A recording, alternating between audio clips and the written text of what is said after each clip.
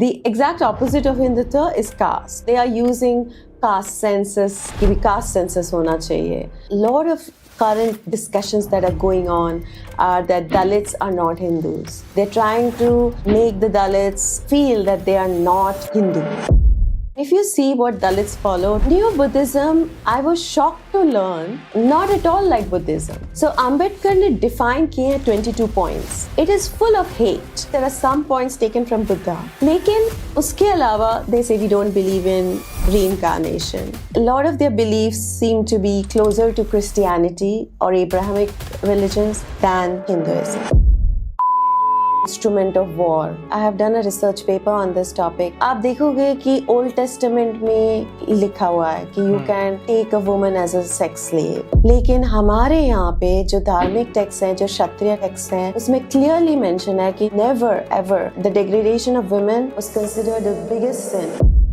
आजकल कास्ट को लेकर एक ऐसा ग्लोबल नैरेटिव गढ़ दिया गया है जिसके तहत आज दुनिया भर में ये तस्वीर पेश की जाती है कि जैसे कास्ट भारत में पैदा हुई समस्या है और हमेशा से सिर्फ भारत में ही इसके दुष्प्रभाव देगी। पर सच कुछ और है। जो कास्ट आज हमारे खिलाफ एक वेपन की तरह इस्तेमाल होती है वो असल में यूरोप से आई एक फिलॉसफी थी जिसे कॉलोनियलिस्ट प्रैक्टिस करते थे और उसे फिर हम पर थोपा गया। ये कॉलोनियलिस्ट द्वारा पूरे विश्व में किए गए अपने गुनाहों को धोने और उनसे ध्यान भटकाने के लिए बनाया गया एक नैरेटिव है।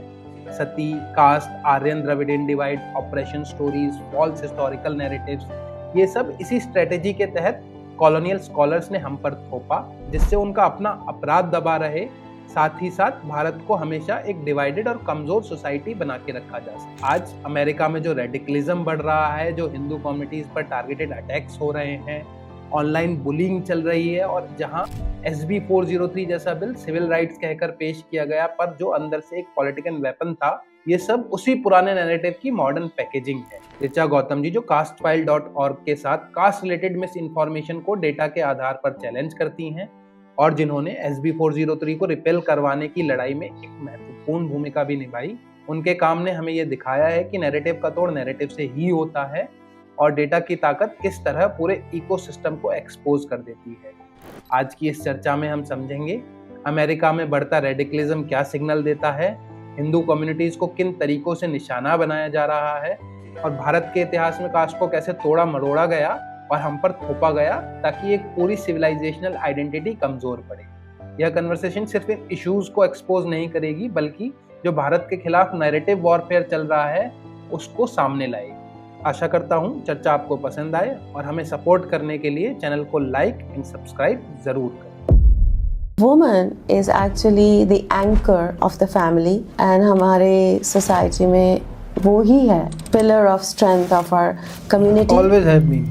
You know, we are still that culture that worships the feminine and that keeps that family ecosystem alive. Hinduism also needs to be dismantled. In the end, that was their conclusion. According to them, caste and Hinduism go hand in hand, and that is why we need to dismantle Hinduism also. Caste, it's a very big divisive force and a tool to continue to keep the Hindus divided. You know, the Jai Bhim, Jai Meme movement that is going on right now. The unholy coalition, I say. The unholy coalition. Definitely, you know, because, you know, they were not exploited by Brahmins, you know. They were exploited by the British. That should be very clear. And that has never been highlighted. Why is that not highlighted? So I really think that at that time the Muslim rule was hardly important. What was important is the British. And what the British realized was that we cannot take on the Hindus and the Muslims together. So they were the ones who created the divide.